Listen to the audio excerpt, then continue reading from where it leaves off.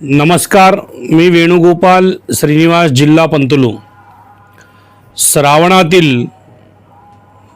श्रावणातील महत्त्वाचा दिवस, शुक्ल पक्षातील दिवस म्हणजे श्रावण शुद्ध त्रयोदशी। श्रावण शुद्ध त्रयोदशी त्याला म्हणतात प्रदोष।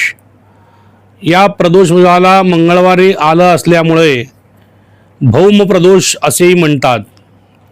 ज्यांना त्वचेचा विकार आहे, ज्यांना शारीरिक पीडा आहे, ज्यांना कितीही औषध घेतलं तरी सुद्धा शारीरिक पीडा नाहीसा होत नाही, शरीराचे भयंकर त्रास आहे, अशा लोकांनी भौम प्रदोषच्या सायंकाळी गोधूळ समयी म्हणजे संध्याकाळी 6 वाजता आपल्या घरामध्ये भगवान शंकराची अभिषेक करावा, शिवलीलामृत पारायण करावं, भगवान शंकराला दही भात, मलिदा व दूध आणि उसाचा रसाचा अभिषेक केल्यामुळं त्यांना शारीरिक पीडेतून नाहीसा होतो। ज्यांना कर्ज आहे अशांनी दारिद्र्य दुःख दहन स्तोत्राचा 11 वेळा पठण केल्यास शारीरिक आणि आर्थिक पीडेतून मुक्तता मिळते, असे शिवपुराण या ग्रंथामध्ये सांगितलेलं आहे। ज्यांना स्वतः घरामध्ये पूजन अभिषेक अर्चन करण्याची वेळ नाही अशांनी ब्राह्मणाद्वारे किंवा घरातील बालकांच्या द्वारे संकल्प घेऊन करू शकता। श्रावणातला भौम प्रदेश क्वचित वेळा येतो, म्हणून ज्यांना कर्ज आहे, लक्ष्मी टिकत नाही, शरीराची पीडा आहे अशांनी या श्रावण शुद्ध त्रयोदशी मंगळवार संध्याकाळी 6 नंतर शुचिर्भूत होऊन स्नान पूजा करून भगवान शंकराची आराधना पूजन करावं व भौम प्रदोष आलेल्या संधीचा लाभ प्राप्त करून घेऊन भगवान शंकराची कृपा कटाक्ष अनुग्रह प्राप्त करून घ्यावा। त्यानंतर पौर्णिमा, श्रावण शुद्ध पौर्णिमा या दिवशी भगवती दुर्गा देवीचा पूजन केल्यास विशेष फळ मिळते, असे देवी पुराणात सांगितलेलं आहे। कारण श्रवण भक्तीने मार्कंडेय ऋषींनी जे कीर्तन सांगत होते, भगवती देवीची स्तुती सांगत होते, दुर्गा सप्तशती कथा सांगत होते, ती देवीने श्रवण केलेली आहे। याकरिता नारळी पौर्णिमा गुरुवार आली असल्याने त्याला विशेष गुरुपौर्णिमा योग असे मानले जाते। गुरुवारी सायंकाळी प्रदोष काळ म्हणजे संध्याकाळी 5:30च्या नंतरच्या वेळी अंघोळ करून भगवान दत्तात्रेयांच्या प्रतिमेसमोर किंवा भगवान दत्तात्रेयांच्या मूर्तीसमोर मंदिरात जाऊन भगवान दत्तात्रेयांची आराधना, मंत्र जप, दत्तात्रेय कवचम, आत्ममनोधैर्य बल कवचम हे प्राप्त करण्यासाठी भगवान दत्तात्रेयांना प्रार्थनापूर्वक नमस्कार करून जप केल्यास, गुरुमंत्र जप केल्यास, स्वामी समर्थांचं अखंड नामजप केल्यास भगवान दत्तात्रेय गुरूंची विशेष कृपा प्राप्त होती।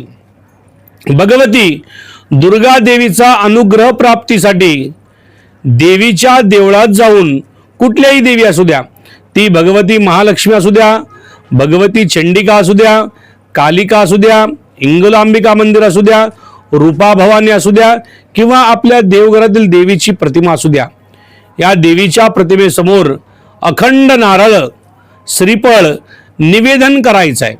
म्हणजे आपल्या ओंजळीमध्ये नारळ घेऊन भगवतीस आपली जी काही मनोकामना आहे ती पूर्ण होण्याकरिता देवीच्या समोर ते नारळ श्रीफळ अर्पण करून निवेदन करावा व देवी दुर्गा सप्तशती मंत्रातील नवारण मंत्राचा जप करावा। ज्ञान प्राप्तीसाठी दुर्गा सप्तश्लोकी या अध्यायातील पहिला मंत्र ओम ज्ञानी नामपि चेतांसी देवी भगवती ईसा बलाधाकृष्य मोहाय महामाया प्रयच्छती. या दुर्गा सप्तशती ग्रंथातील पहिल्या पानातील सप्तश्लोकी दुर्गा 11 वेळा पठण करावा. यामुळं ज्ञान प्राप्त होते, दारिद्र्य दुःख नाहीसा होते, जीवन मंगलकारक, प्रगतिकारक, तेजकारक, सुखकारक होते आणि त्यानंतर संकटाच्या समोर जाण्याचं सामर्थ्य, धैर्य, शक्ती, बल प्राप्त होते. यानंतर जीवनातील समस्त संकट नाहीसा होतात. सर्व बाधा, सर्व पीडा, सर्व रोग यातून मुक्तता मिळते व भगवती चरणी आपण नतमस्तक होण्याकरिता काम, क्रोध, लोभ, मोह, मद, मत्सर या सर्व शत्रूंचा, षड्रिपूंचा पूर्ण नाहीसा होतो.